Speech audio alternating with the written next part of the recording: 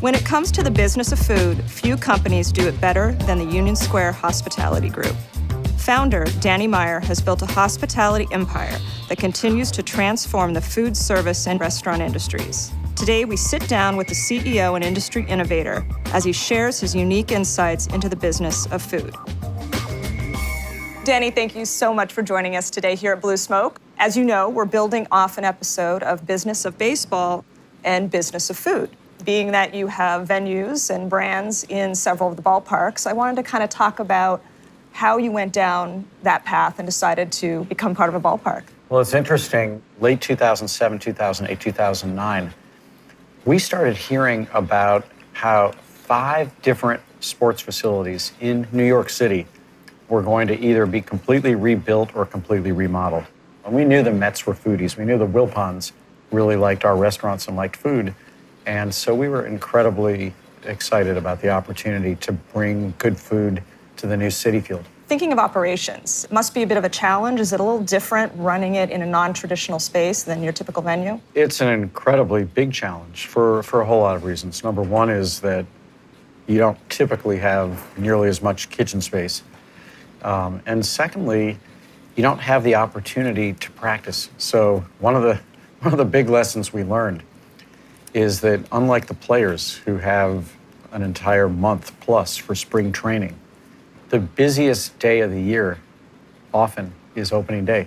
So we've had some pretty, shall I say, exciting opening days where it was kind of tough to get some of the food out of the kitchen, especially I'm remembering we had a steep learning curve for in-seat service at Citi Field, but we learned a lot. And so we were having a lot of fun taking those opportunities to up the game and to say, what if we could create food at a ballpark that you would have wanted to enjoy even if you weren't at the ball game? Sports owners are paying for talent. Why wouldn't those same owners be willing to provide a fan experience that makes going to the game a better experience whether or not your team won? And that's what you're seeing all across America today.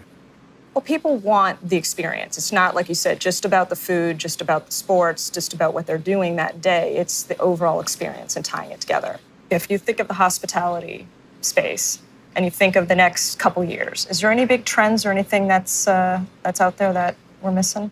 Well, the biggest thing that I think restaurateurs are confronting right now is how to serve a consumer that used to be all about the experience of coming to your restaurant and now wants to digitize the experience the same way they have with films. Restaurateurs have to figure that out. They've got to figure out how to be the convenient answer when people want convenience and how to be the experiential answer when people want experience.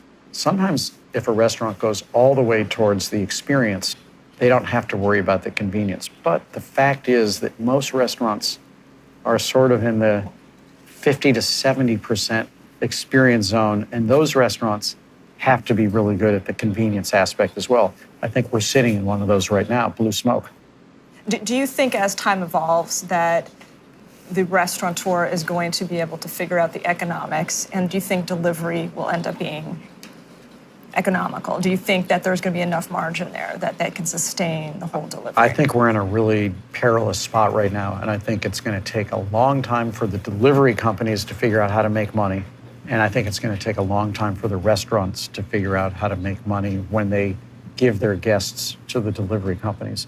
One of the things I found interesting is some of the innovation you're doing here at Blue Smoke and what you're just doing recently about the different day parts. People maybe want to dine very differently. So I'd love to hear about what you're doing here at Blue Smoke with that. Well, we're finding everywhere today that at the touch of a button, anything in the world will come to us. Today, you can push a button and almost any food across America will be delivered to your door within a short amount of time. So I think we are confused right now. Do we want convenience or do we want experience? And sometimes those two don't go together. But what we're trying to do in terms of innovation is to try to find the intersection between convenience and experience. And you're absolutely right that different day parts mean different things. I would say at lunchtime, people have a lot less time than they ever had. They've got to get back to their desk. They've got to get back to whatever emailing or texting they're doing.